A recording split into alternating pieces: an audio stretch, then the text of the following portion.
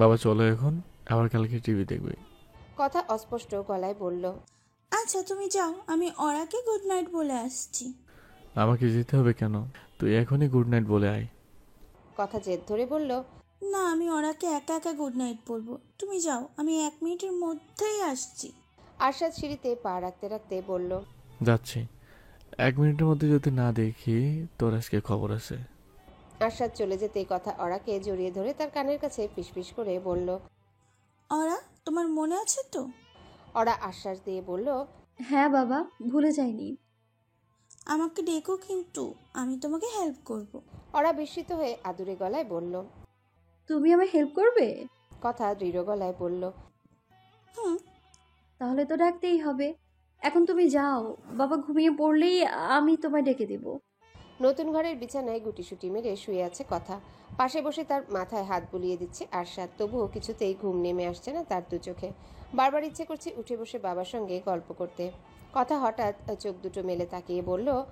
বাবা শোনো, এবার আমি আর যাবো না, এখানেই থাকবো। আরশাদ নির্বিকার ভঙ্গিতে বলল। এই এই, কথা তো প্রতিবারই বলছিস। এবার সত্যি সত্যি বলছি। কেন? এবার এমন কি হয়েছে? এবার এখানে ওরা আছে। আরশাদ ক্ষীণ হাসি এসে বলল। ওরাকে তুই খুব পছন্দ করিস? কই তো, she is my Elsa. Arshad বিভ্রান্ত স্বরে বলল। এলসাটা আবার কে? কথা হতাশ গলায় বলল। তুমি এলসাকে চেনো না? কোনো ডিজনি প্রিন্সেস নিশ্চয়ই। প্রিন্সেস না, এলসা হলো কুইন, ওরাও আমার কুইন।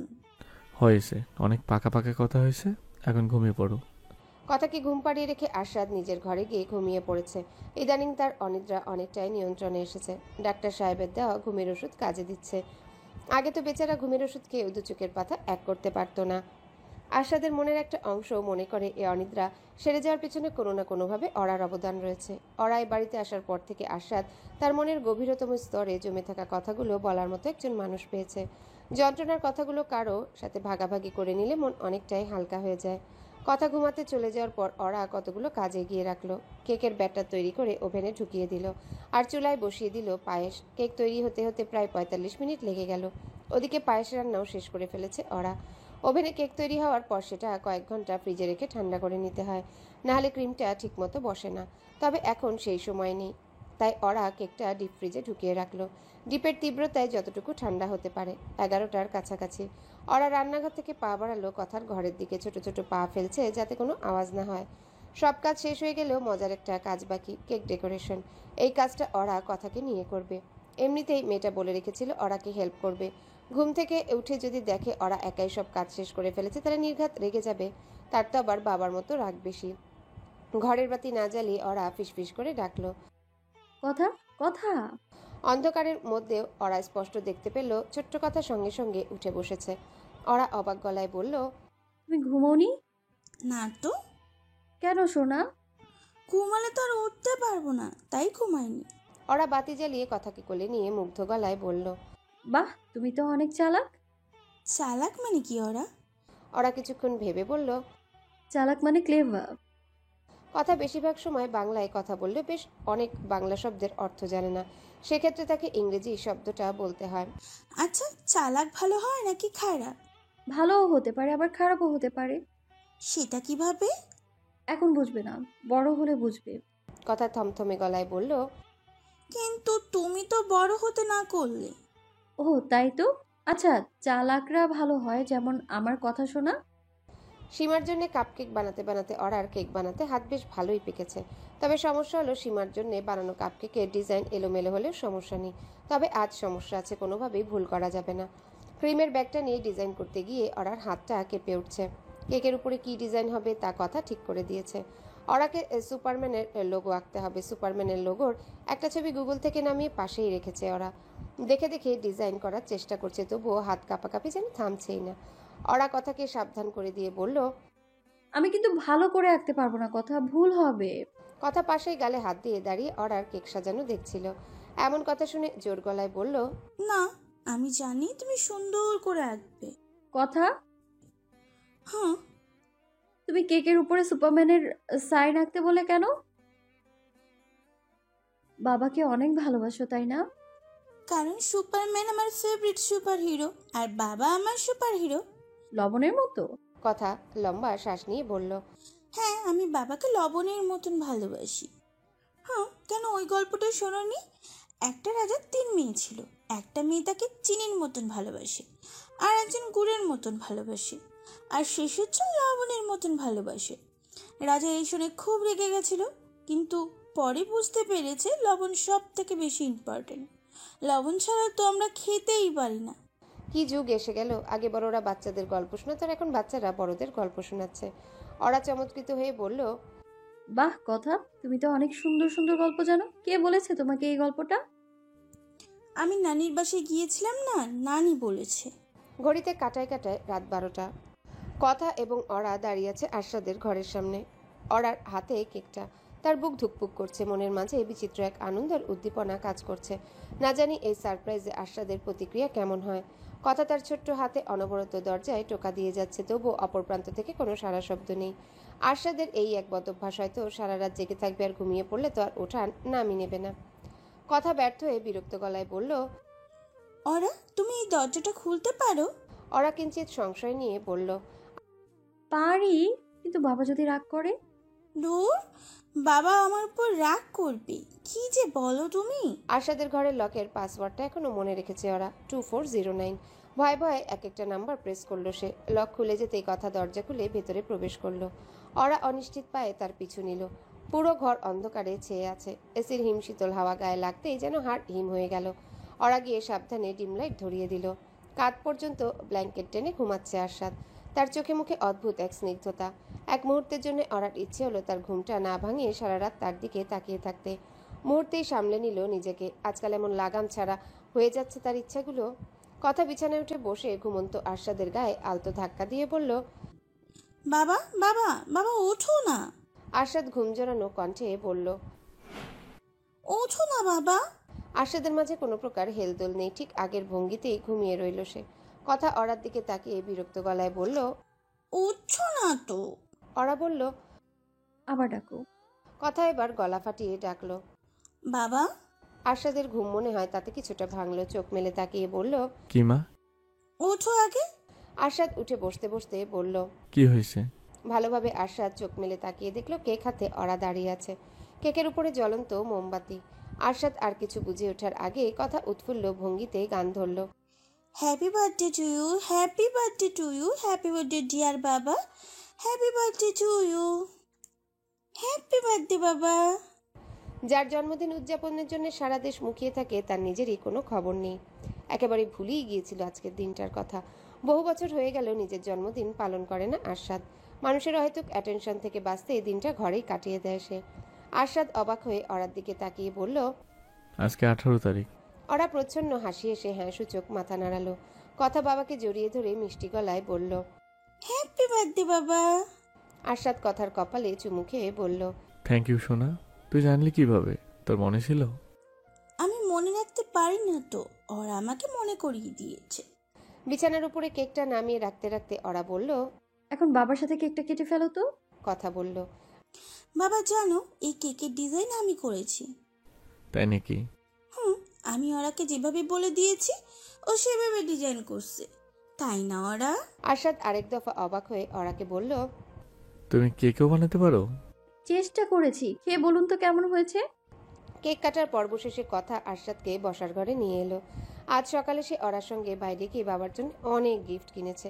সবই কেনা হয়েছে তার পছন্দ মতো। অরা আগে থেকেই সবগুলো গিফট রঙিন র্যাপিং পেপারে মুড়িয়ে রেখেছিল।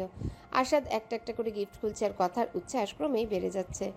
বাবার জন্মদিন উদযাপনের এক পর্যায়ে ক্লান্ত হয়ে সোফার উপরে ঘুমিয়ে পড়ল। আরশাদ তাকে কোলে নিয়ে সাবধানে ঘরে রেখে এলো। রাত 1টা বাজে। ব্যস্ত ঢাকার এই নিস্তব্ধ রূপ বড়ই অসহনীয়। ছাদে একা দাঁড়িয়ে রয়েছে আরশাদ, তার হাতে জ্বলন্ত সিগারেট। কথার কাছ থেকে পাওয়া অপ্রত্যাশিত সারপ্রাইজে সত্যি তার বিস্ময়ের সকল সীমা ছাড়িয়ে গেছে। সে তো কোনোদিন ভাবতেই পারেনি জন্মদিনে মেয়ের কাছ থেকে এমন সারপ্রাইজ পাবে। হঠাৎ তার পাশে এসে দাঁড়ালো অরা। তার উপস্থিতি যেন এই মুহূর্তটাকে আরও সুন্দর করে দিল। অরা ক্ষীণ স্বরে বলল। আজকের দিনে এই বাজে জিনিসটা না খেলে হয় না। আরশাদ কয়েক মুহূর্ত শান্ত দৃষ্টিতে তাকালো অরার দিকে। সুপারস্টার আরশাদ হককে সিগারেট খেতে বারণ করার সাহস এই পৃথিবীতে কারো নেই। অরার জায়গায় অন্য কেউ থাকলে আরশাদের রাগ আশেপাশের সবকিছু তছনছ করে ফেলতো। তবে এটা অরা বলেই হয়তো আরশাদ তেমন কিছুই করলো না। সদ্য জ্বালানো সিগারেটটা ফেলে দিয়ে বলল, হয়। নীরবতার মাঝে অনেকটা সময় দাঁড়িয়ে রইল তারা। সব থেকে ভালো হতো যদি এই প্রশান্তিময় নীরবতা যদি কখনো শেষ না হতো। অরা হঠাৎ নীরবতা ভঙ্গ করে বলল, এটা কিন্তু ঠিক না স্যার। কোনটা? পুরো দেশ আপনার জন্মদিন সেলিব্রেট করে, আর সেখানে আপনি নিজেই নিজের জন্মদিন ভুলে বসে আছেন। একেবারে মাথা থেকে চলেই গেছিল। নিজের বার্থডে সেলিব্রেট করি না। আজ কেন করলেন? All thanks to you. কথা গিফটগুলো কেমন লাগলো? আরশাদ ভ্রু কুঁচকে বলল, নিজের গিফট কথা নেমে চালিয়ে দিচ্ছ? ওগুলো কথার গিফটই, আমার গিফট তো এখনো বাকি আছে। তাই? হুম। অরা একটা কাচের জার আরশাদের দিকে বাড়িয়ে দিয়ে বলল। Happy birthday sir. আরশাদ জিনিসটা হাতে নিতে নিতে বলল। Thank you. আরশাদ এবার ভালো করে লক্ষ্য করলো অরার গিফট। মাঝারি সাইজের একটা কাচের জার, ভর্তি ভাঁজ করে রাখা কতগুলো চিরকুট, আর জারের বাইরের দিকে একটা কাগজে লেখা জার অফ সিক্রেটস। আরশাদ কৌতূহলী ভঙ্গিতে বলল, জার অফ সিক্রেটস? এই জারে আমার এক একটা সিক্রেট বন্দি। এটা তো ঠিক হলো না। তোমার মুখ থেকেই এক একটা সিক্রেট শুনতে আমার ভালোই লাগছিল। সব সময় এই জার থেকে সিক্রেট পড়তে পারবেন, কে বললো? তাহলে? আমি যখন আপনার আশেপাশে থাকবো না, কিন্তু আপনার খুব সিক্রেট শুনতে ইচ্ছে হবে, শুধু তখনই এখান থেকে একটা চিরকুট নিয়ে পড়বেন, এর আগে না। বহু কষ্টে এত বছর পর তিতলির নাম্বার খুঁজে পেয়েছে নওশিন। এই তিতলি মেয়েটা ঢাকা একটা প্রাইভেট ডিটেকটিভ এজেন্সি চালায়। মানুষের প্রয়োজনে গোয়েন্দা সরবরাহ করা তার কাজ। নাটক সিনেমায় আমরা দেখি কোনো খুন খারাপি হলে এসব গোয়েন্দা কোথা থেকে যেন উদয় হয়ে অত্যন্ত বিচক্ষণতা ও দক্ষতার সঙ্গে খুনিকে খুঁজে বের করে। বাস্তবে এমন হয় না। তিতলির এজেন্সির প্রধান ক্লায়েন্ট বিবাহিত মানুষেরা কখনো স্বামী স্ত্রীর পেছনে গোয়েন্দা লাগায়, কখনো স্ত্রী স্বামীর পেছনে। অবিশ্বাস্য হলেও সত্য, ডিভোর্সের আগে বিয়েটা যখন টিকেছিল নওশিন তখন একবার আরশাদের পেছনে গোয়েন্দা লাগিয়েছিল। আরশাদ তাকে যে সময় দিচ্ছে না, সেই সময়গুলো কি অন্য কাউকে দিচ্ছে নাকি আসলে শুটিং নিয়ে ব্যস্ত, এই কৌতূহল মেটানোর জন্য।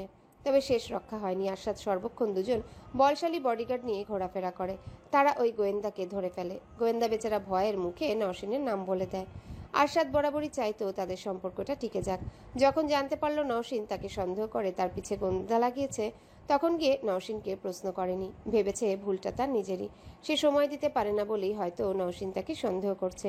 এজন্যে মানুষকে অতিরিক্ত ক্ষমা করতে নেই, তারা প্রশ্রয় পেয়ে যায়।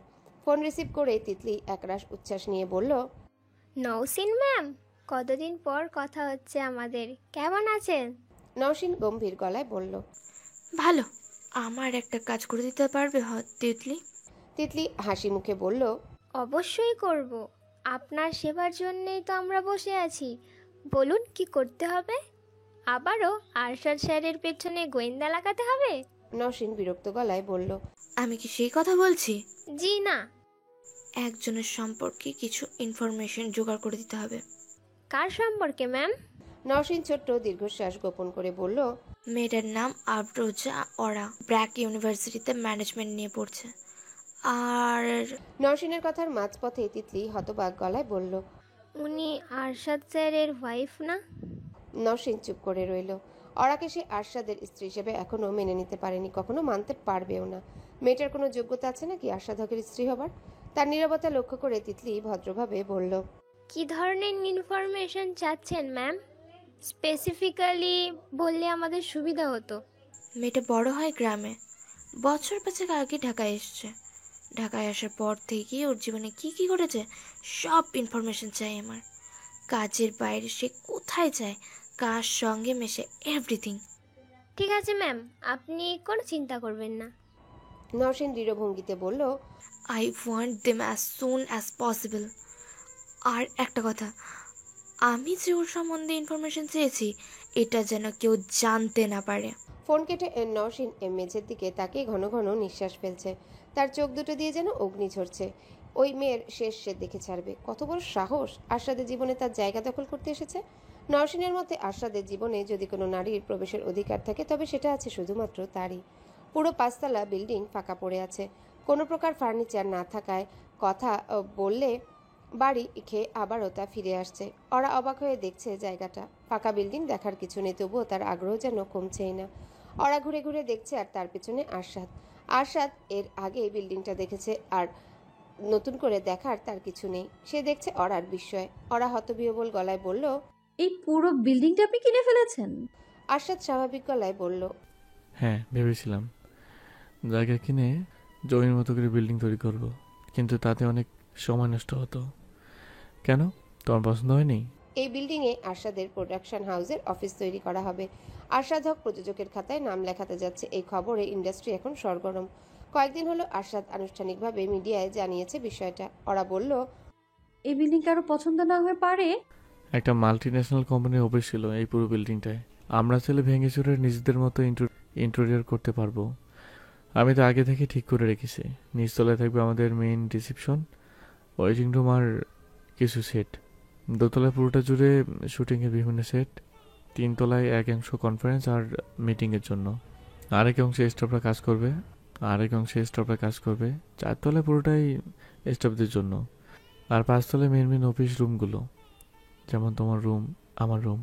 ওরা বিস্ময় নিয়ে বলল, স্যার, আপনি সত্যিই আমাকে এত বড় একটা দায়িত্ব দিতে যাচ্ছেন? আরশাদ ক্ষীণ হাসি হেসে বলল, আমার এখনো বিশ্বাসই হচ্ছে না। সত্যি বলতে কি, উম, আমার কি সেই যোগ্যতাটা আছে? আমি তোমাকে অনেক কনফিডেন্ট মেয়ে বলে মনে করতাম ওরা, আর এই তোমার কনফিডেন্স অবস্থা। ওরা কোমল স্বরে বলল, কনফিডেন্স আছে, তবে এতটাও নয় যে এত বড় কোম্পানি সামলাবো। খুব ভয় করছে আমার স্যার।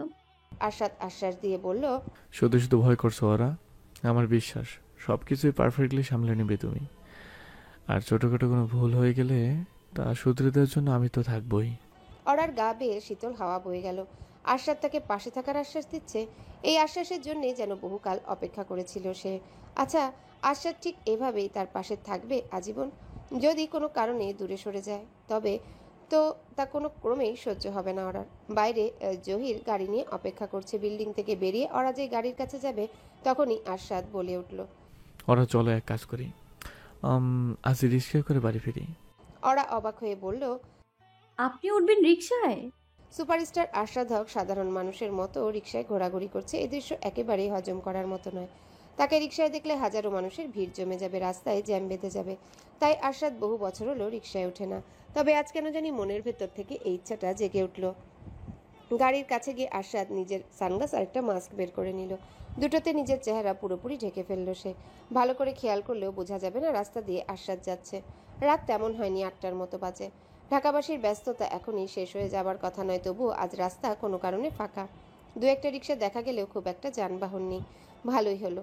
একে তো অন্ধকার, তার উপরে জনমানব শূন্যতা। কারোর আরশাদ চিনে ফেলার সম্ভাবনা অতি ক্ষীণ। রিকশা অড়াই ঠিক করলো। বাংলাদেশের সবগুলো রিকশার বসার জায়গাটার সাইজ একই রকম নয়। কোনোটায় বেশি জায়গা থাকে, আবার কোনোটায় কম। বেছে বেছে আজকে রিকশাটার বসার জায়গায় কম হতে হলো। এসব রিকশা একজনের জন্য উপযুক্ত, দুজনকে বসতে হলে চাপাচাপি করে বসতে হবে। আরশাদ আগে রিকশায় উঠে বসলো। ওরা উঠে বসতে খেয়াল করলো জায়গা স্বল্পতার কারণে সে বসেছে আরশাদের গা ঘেঁষে। কি সর্বনাশের ব্যাপার! এক নিমিষে ওরার হৃদস্পন্দন মেরে গেল। আরশাদের এতটা কাছাকাছি কখনো বসেনি সে। অন্য সময় হলে ওরা ভাবতো এটাই তো স্বাভাবিক, রিকশায় জায়গা নেই, তাই বসতে গেলে গায়ের সঙ্গে গা লেগে যেতেই পারে। তবে আজ বিষয়টাকে কিছুতেই স্বাভাবিকভাবে নিতে পারছে না ওরা। লজ্জায় তার গাল দুটো রক্তিম হয়ে এসেছে। ওরা সাবধান আরশাদের কাছ থেকে সরে বসার চেষ্টা করলো। আরশাদ হঠাৎ ধমকের সুরে বলল, কি করছো, পড়ে যাবে তো, এদিকে সরে আসো। আরশাদের এক ধমকে ওরা হিমবাহের মতো জমে ঠিক আগের জায়গাতেই বসে রইল। অনবরত আরশাদের শরীরে স্পর্শ তাকে ভেতরে প্রবল তুফান সৃষ্টি করছে। নিজেকে কেমন এলোমেলো লাগছে ওরার। অস্বস্তিকর এই পরিবেশ কিছুটা সহজ করার জন্য ওরা নিজেই বলল, আপনাকে এই প্রথম রিকশায় উঠতে দেখলাম। আরশাদ রাস্তার দিকে তাকিয়ে থেকে বলল, কত বছর পরে যে রিক্সায় উঠলাম নিজেই জানি না। অথচ একটা সময় ছিল প্রতিদিন রিক্সায় যাতায়াত করতাম। একবার স্টার লাইফে পা রাখলে আর সহজে সাধারণ জীবনে ফিরে যাওয়া যায় না, সাধারণের মতো কাজ করা যায় না। কখনো কখনো এমন ছদ্মবেশ নিয়ে রিকশায় উঠলেও তো পারেন। এখন আর অ্যাডভেঞ্চারের শখ নেই। ওরা হঠাৎ কি যেন মনে করে বলল। আমি বলে আসবেন? পর মুহূর্তে মনে হলো বিরাট বোকামি হয়ে গেছে। কি মনে করে সে আরশাদকে এমন প্রশ্ন করলো কে জানে। সে বলল কেন ছদ্মবেশ নিয়ে রিকশায় ঘুরতে আসবে আরশাদ? তার কি দায় পড়েছে? ওরাকে আশ্চর্যের চূড়ায় পৌঁছে দিয়ে আরশাদ বলল, আসবো। আরেক দফা এলোমেলো হয়ে গেল ওরার অন্তরাত্মা। আরশাদ কেন এতটা গুরুত্ব দিচ্ছে তাকে? এই গুরুত্ব তো দিন দিন অসহনীয় পর্যায়ে চলে যাচ্ছে। আরশাদ আকাশের দিকে তাকিয়ে হালকা গলায় বলল, আর চারটা নেই নাকি? ওরা অস্পষ্ট গলায় বলল। হুম, অমাবস্যা। চাঁদ থাকলে ভালো হতো। রিক্সায় ঘুরতে ঘুরতে চাঁদ দেখা যেত। সবাই শুধু চাঁদের প্রশংসাই করে, অথচ খেয়াল করেছো আমাবস্যার অন্যরকম একটা সৌন্দর্য আছে। ওরা কতক্ষণ আকাশের দিকে ভালো করে লক্ষ্য করে বলল। তাই তো। আশাদের এই গুণটা ওরাকে সব থেকে বেশি মুগ্ধ করে। সাধারণের সঙ্গে তার চিন্তাধারা সমরেখায় চলে না, এজন্যই তো সাধারণের থেকে সে এতটা আলাদা, এতটা অনন্য। পোড়া পোড়া একটা গন্ধ নাকে এসে লাগায়, চোখ মেলে তাকায় ওরা। যা দেখলো তা দেখার জন্য মোটেও প্রস্তুত ছিল না সে। বাড়িতে আগুন ধরেছে, পাশের ঘরটায় দাউ দাউ করে আগুন জ্বলছে। আগুনের তীব্রতায় চোখের সামনে জানালাটা ভেঙে পড়ল। প্রচণ্ড ধোঁয়ায় ওরা শ্বাস নিতে কষ্ট হচ্ছে, চোখ জ্বালা পোড়া করছে। আগুন লাগলো কি করে? তার থেকে বড় কথা, আগুন লাগার পর কেউ তাকে ডাকলো না, সে ওভাবেই পড়েছিল। পাশের ঘর থেকে আগুন দ্রুত ছড়িয়ে পড়ছে, যে কোনো সময় এ ঘরে ঢুকে পড়বে। স্বাভাবিক চিন্তা চেতনার পর্যায়ে রইল না ওরার মস্তিষ্ক। ভয়ে আতঙ্কে তার পুরো শরীর হিম হয়ে গেল। এখন সে কি করে বাঁচবে, কি করে বাঁচাবে নিজেকে? এক মুহূর্ত অপচয় না করে উঠে দাঁড়ালো ওরা। বাড়ির মূল দরজা পাশের ঘরের সঙ্গে, ওখানে যাওয়ার উপায় নেই। তবে তার এই ঘরটা থেকেও বাড়ির পেছন দিকে যাওয়া যায়। ওরা ছুটে গিয়ে দরজাটা খোলার চেষ্টা করছে, তবে পারছে না। কেউ যেন বাইরে থেকে তালাবদ্ধ করে রেখেছে তাকে। ওরা বিকট শব্দে আর্তনাদ করছে, বাইরে যাওয়ার আকুতি করছে, কেউ তার ডাক শুনতে পাচ্ছে না। আগুনে ঘরে আসতে শুরু করেছে। ধোঁয়ার মাত্রা আরও বেড়ে গেল। ওরার মনে হচ্ছে আগুন গায়ে এসে লাগার আগে ধোঁয়ার তীব্রতাতে সে মরে যাবে। হঠাৎ তার মনে পড়ল জানালাটার কথা। জানালাটা খুলতে ওরা দেখতে পেল বাইরে দাঁড়িয়ে আছে তার নতুন মা, তার পাশে দাঁড়িয়ে তার ছোট ছোট ভাইরা। ওরা চিৎকার করে বলল। নতুন মা, আমায় বের করো। আয়েশা মুখ বিকৃত করে বললেন। তোর মতো মাইয়া বাইর করুম আমি কেন রে সেমরি? বাপের মুহে কালি করিয়া ফালানোর সময় মনে ছিল না? অহন তুই পুইরা মর, এটাই তোর শাস্তি। আগুন একটু একটু করে এগিয়ে আসছে ওরার দিকে। সে আকুতির স্বরে বলল। আমায় বাঁচাও নতুন মা। নতুন মা আর কিছুই বলল না, একগাল হেসে তাকিয়ে রইল তার দিকে। ছোট ছোট বাচ্চাগুলোর মুখেও হাসির ছড়াছড়ি, যেন ওরাকে পুড়ে মরতে দেখে তাদের খুব আনন্দ হচ্ছে। ওরা অনবরত চিৎকার করে এই বদ্ধ ঘর থেকে রেহাই পাবার চেষ্টায় ব্যস্ত। তার আর্তনাদ আর কারো কানে পৌঁছাতে পারল না। তার আগেই আগুন এসে স্পর্শ করলো তাকে। বিকট শব্দে চিৎকার করে উঠে বসলো ওরা। দুঃস্বপ্ন, এটা কেবলই দুঃস্বপ্ন। মানুষের দুঃস্বপ্ন এতটা ভয়াবহ হতে পারে? ওদিকে ওরা চিৎকারের আওয়াজ এতটাই প্রবল ছিল যে তা দোতলায় আরশাদের কানে গিয়ে পৌঁছালো। আরশাদ এখনো ঘুমায়নি, পরবর্তী শুটিংয়ের স্ক্রিপ্ট নিয়ে বসেছিল। সে বুঝতে পারছে চিৎকারটা ওরারই। শুধু শুধু একটা মেয়ে এমন চিৎকার করবে না। ওরা ঠিক আছে তো? বিচিত্র এক উদ্বেগ খেলে গেল আরশাদের মনে। ওরাকে নিয়ে তার উদ্বেগ যেন দিন দিন বেড়েই যাচ্ছে। স্ক্রিপ্ট বন্ধ করে উঠে দাঁড়ালো আরশাদ। এভাবে হাত গুটিয়ে থাকার কোনো মানে হয় না। একবার গিয়ে মেয়েটাকে দেখে এলে তো ক্ষতি নেই। দরজায় টোকা পড়লো। বিছানায় বসে এখনো রীতিমতো কাঁপছে ওরা। তার পুরো শরীর ঘামে ভিজে গেছে। ওরা বুঝতে পারলো আরশাদ এসেছে। এ বাড়িতে তারা দুজন ছাড়া এই মুহূর্তে কেউ নেই। ওরা অস্পষ্ট গলায় বলল। আসুন স্যার। আরশাদ ঘরের ভেতরে ঢুকতে ঢুকতে চিন্তিত গলায় বলল। ওরা চিৎকারটা তুমি করেছিলে? ওরা হ্যাঁ সূচক মাথা নাড়ালো। আরশাদ এসে ওরার পাশে বসতে বসতে উদ্বিগ্ন স্বরে বলল। কি হয়েছে তোমার? ওরা কিছু বলতে পারছে না। এক দৃষ্টিতে তাকিয়ে রইল আরশাদের দিকে। আরশাদ হক, যে মানুষটা পৃথিবীর কাউকে তোয়াক্কা করে না, সে কেন এসে খোঁজ নিচ্ছে তার? ওই দুঃস্বপ্নের মতো ওরা যদি সত্যি সত্যি আগুনে পুড়ে ছাই হয়ে যায়, তাতে তার কি? এই ভয়ঙ্কর মুহূর্তটাই নিজের পাশে একেবারেই আরশাদকে আশা করেনি ওরা। তার উপরে তার এই মায়াময় উদ্বেগ দেখে যেন ওরার চোখে জল চলে এলো। আরশাদ ব্যস্ত গলায় বলল। কি আশ্চর্য, কাঁদছো কেন? কি হয়েছে? ওরা কম্পিত স্বরে বলল। স্বপ্ন দেখেছি। তাই বলে কাঁদতে হবে নাকি? অনেক ভয়ঙ্কর ছিল স্বপ্নটা। আরশাদ বিছানার পাশে সাইড টেবিল থেকে পানি ভর্তি গ্লাসটা নিয়ে ওরার দিকে এগিয়ে দিয়ে বলল। পানিটা খাও। ওরা এক ঢোকে সমস্ত গ্লাসের পানি শেষ করে ফেলল। তবুও তার সমস্ত শরীর কেঁপে উঠছে। ওরা এলোমেলো গলায় বলতে লাগলো। জানেন স্যার, পৃথিবীর কাছে আমি নিজেকে দেখাই একজন সাহসী মেয়ে হিসেবে, কিন্তু ভেতরে ভেতরে আমি প্রচণ্ড ভীতু। ভয় আমায় শেষ করে দেয়। আমার এই সিক্রেটটা পৃথিবীর কেউ জানে না, আপনাকেই জানালাম। আরশাদ ছোট্ট দীর্ঘশ্বাস ফেলে উঠে দাঁড়িয়ে বলল। চলো। ওরা অবাক গলায় বলল। কোথায়? ওপরে আমার পাশের রুমটায়। এখন থেকে এখানে থাকবে। কিন্তু উফ, চলো তো। ওরা এখন একে একে থাকলে আরো ভয় পাবে। আরশাদের পাশের ঘরে এসে ওরার ভয়টা অনেকাংশেই কেটে গেল। সে তো ভেবেছিল আজ রাতে তার ঘুমই হবে না। ভয়ে আতঙ্কে নির্ঘুম কাটাতে হবে বাকিটা রাত। তবে ভাগ্যক্রমে বিছানায় শুয়ে পড়ার সঙ্গে সঙ্গে দু চোখে ঘুম জড়িয়ে এলো। এতটা স্বস্তির ঘুম তার বহুদিন হয়নি। বারবার মনে হচ্ছে তার কিচ্ছু হবে না। দুঃস্বপ্ন দেখে ভয় পেলেই তো পাশের ঘর থেকে ছুটে আসবে ওই মানুষটা। হ্যালো বন্ধুরা, পরবর্তী পার্ট খুব তাড়াতাড়ি আসবে, তো সবাই অপেক্ষায় থাকো। আর চ্যানেলটি যারা এখনো সাবস্ক্রাইব করনি তারা পরবর্তী পার্ট দেখার জন্য চ্যানেলটি সাবস্ক্রাইব করে রেখো। ধন্যবাদ সবাইকে, আমাদের সাথেই থেকো।